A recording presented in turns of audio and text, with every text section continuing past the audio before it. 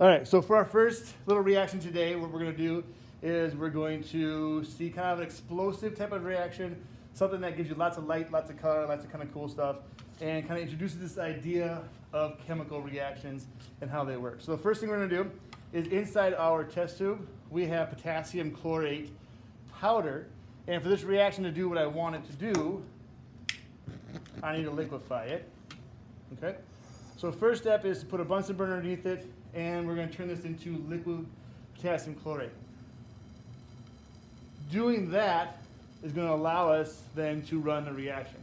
The secondary ingredient that we're going to be using is just our friend, the little gummy bear, who really didn't do anything wrong, but unfortunately is going to be the victim inside of our little chemistry today. Okay? And potassium chlorate is what we call as an oxidizer. So when it gets in presence of a fuel source like sugars, and gummy bears are mainly made of sugar. So when that happens, what we can do is we will start to see, okay, this reaction happen. So we gotta wait for this thing to liquefy. Once it gets to that liquid phase, then we'll be good to go. So give me about another second here.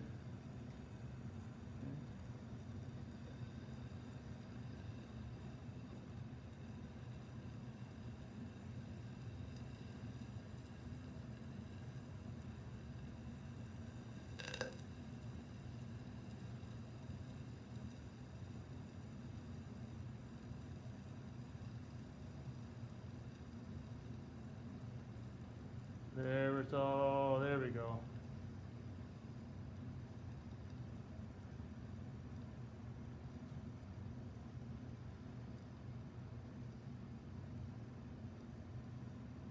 And once we have that potassium chlorate in its liquid form, we then now can drop in the gummy bear, turn our flame off, and here we go.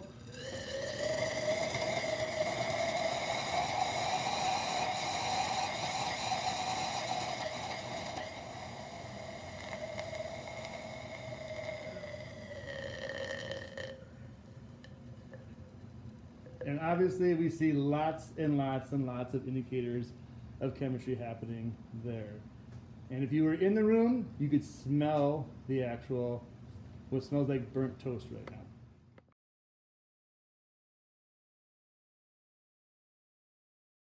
Okay guys, this is our videos for our reactions types lab. And as we go through each one of these little video clips on the actual lab, I had my TAs come in and do the labs for me. So they'll be kind of demonstrating them as they work their way through.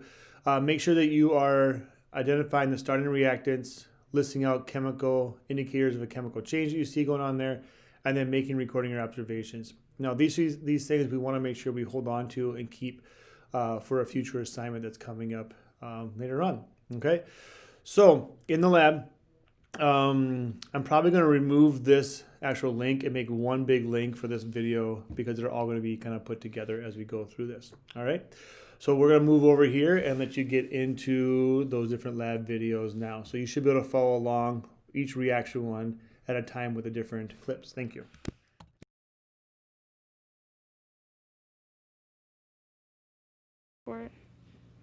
Okay, so we are doing reaction 1, which is the single displacement reaction between aluminum and copper chloride. So the first thing you're going to do is you're going to take a test tube, and this one's new, so it's fairly clean, but if it's not clean, you're going to rinse it under water and then use your brush to clean it out. But since it's not, we're just going to leave it as is. And then what you're going to do is you're going to take your copper 2 chloride and make sure that it's labeled copper 2 chloride, and then you're going to fill it about halfway into the tube. So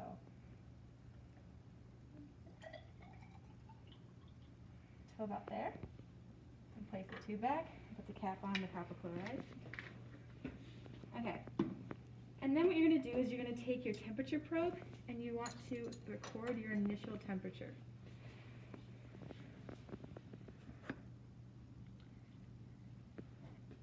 And once that is done, you're going to take your aluminum rod, and you're just going to place it right in there with the temperature probe.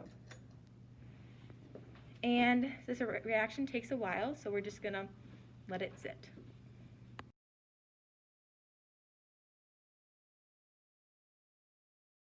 Okay, so now we're going to take our final temperature reading. And as you do so, you can make observations about what happened. Now it may look like rust, but it's actually copper. And if you'll notice, the solution has turned to a clear color now as well.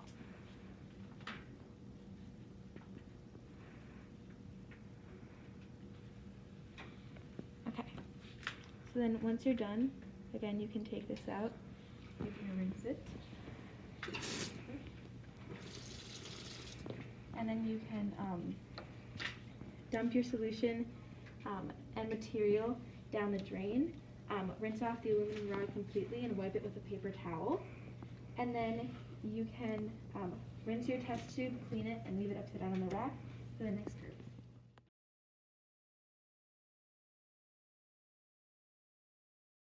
Now we're doing reaction 2, which is the catalytic decomposition of hydrogen peroxide using sodium iodine. Okay, so we're going to start again by taking a clean test tube. If it's not clean, just rinse it and use a brush and get it all clean, but this is good. And we're going to fill it half full again, but this time with your hydrogen peroxide, which is your H2O2. You'll see that it's actually in a light filtered bottle because hydrogen peroxide self-decomposes, and so the light filter bottle helps to slow down the process, but we're going to try and accelerate it. So you're going to take your hydrogen peroxide, and you're going to fill it about half full into your test tube.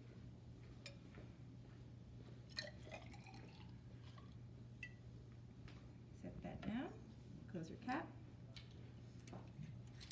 So what we're going to do is then we're going to take your temperature probe again, and we're going to take your initial temperature.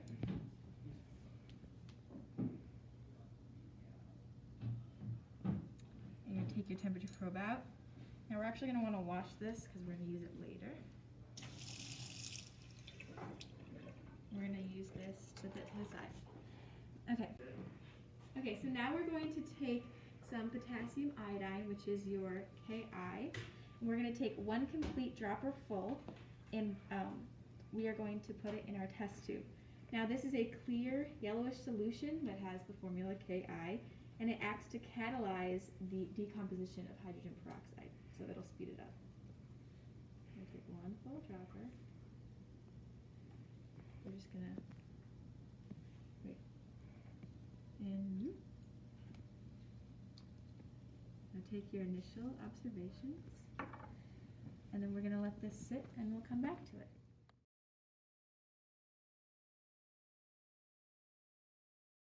Go.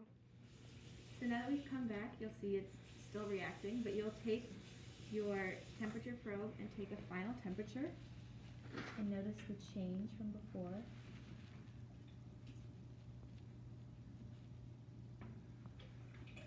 Then you can just take any final observations, and once again, you can dump your solution down the drain, rinse it completely with water, leave it upside down, and leave it for the next group.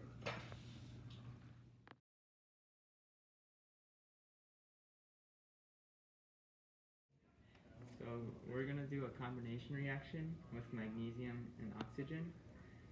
First, we're going to take a 2 to 3 inch strip of magnesium right here, and then we're going to light the Bunsen burner with a double boost flame.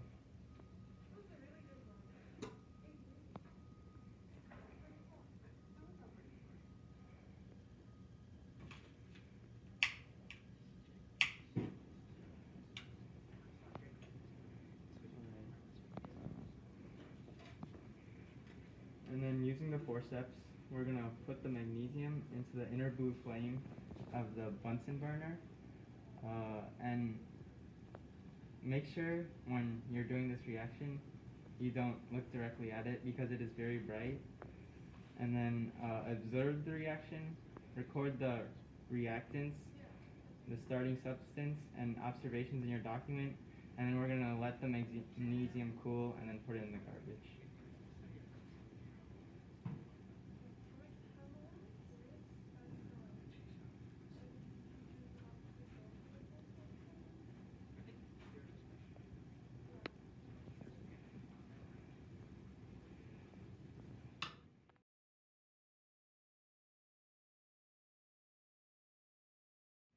So we are doing reaction 4, reaction A, so like part A of it, which is a double placement reaction with lead to nitrate solution with sodium iodide solution.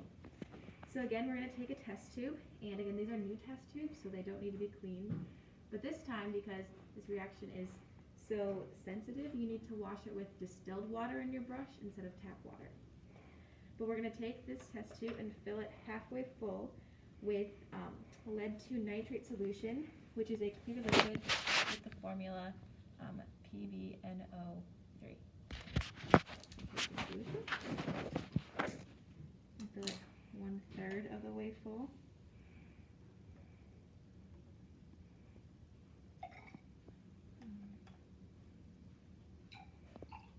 So about there. There's our cap. Okay. And now we are going to add 5 drops of sodium iodide solution, 1 drop at a time, and making observations as we go. Now this is a clear to yellowish solution with NaI as the formula. Okay. I'm gonna do 1,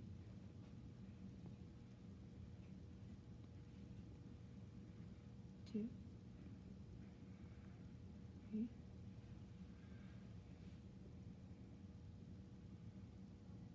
4, 5.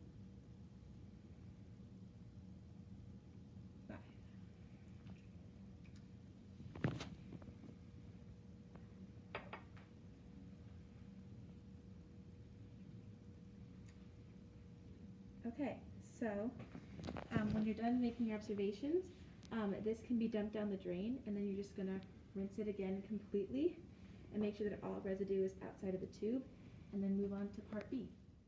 Go for it. Okay, now we're going to do a double displacement reaction with sodium hydroxide solution and a copper sulfate solution. So first we are going to obtain a test tube and clean it using a test tube brush and distilled water. It's very important that we use distilled water because tap water has some impurities in it, but these test tubes are clean, so we'll use this one. We're going to fill the test tube 1/3 full with this sodium hydroxide solution. It looks a little pink, but it's a clear liquid usually. And the formula is NaOH.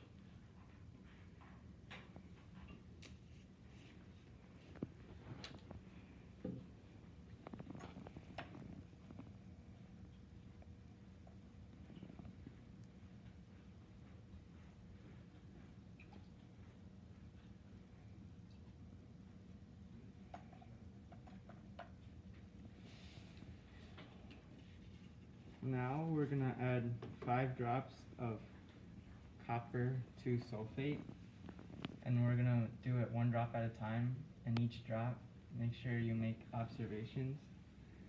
Copper 2 sulfate is a blue solution, and the formula is CuSO4.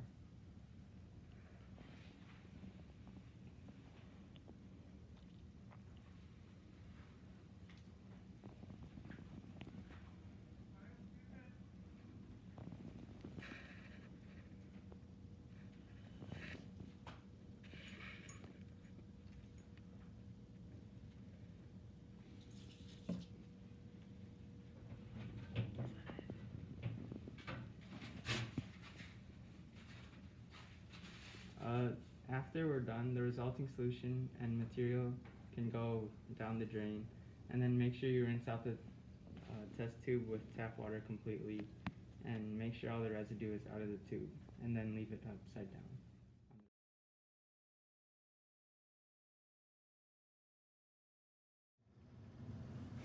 Okay, so for this demonstration, what we're going to do is we're going to combust ethanol, okay?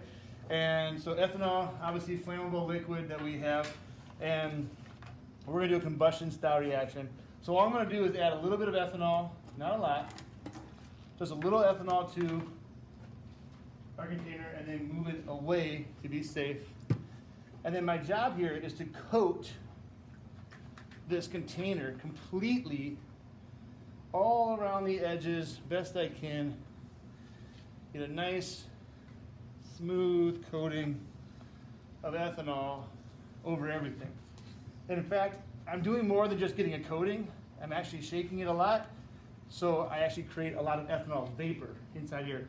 And you may not be able to see it or hear it, but I'm actually holding tight because I actually can feel the pressure building of ethanol that's inside of here with it. Now, once I release this, I am going to then light it. So here we go.